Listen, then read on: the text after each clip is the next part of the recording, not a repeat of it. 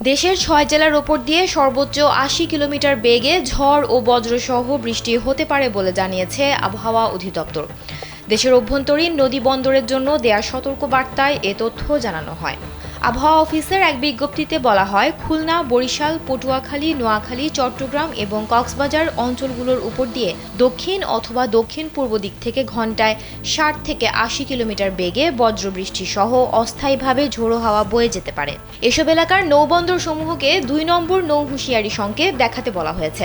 এছাড়াও অন্যান্য অঞ্চলগুলোর উপর দিয়ে দক্ষিণ অথবা দক্ষিণ পূর্ব দিক থেকে ঘন্টায় ৪৫ থেকে ৬০ কিলোমিটার বেগে অস্থায়ীভাবে দমকা বা ঝোড়ো হাওয়া সহ বজ্রবৃষ্টি হতে পারে। যমুনা ইলেকট্রনিক্স ঈদে ডাবল খুশি অফার সিজন 3, যে কোনো পণ্য কিনলেই পাচ্ছেন নিশ্চিত ঈদ উপহার।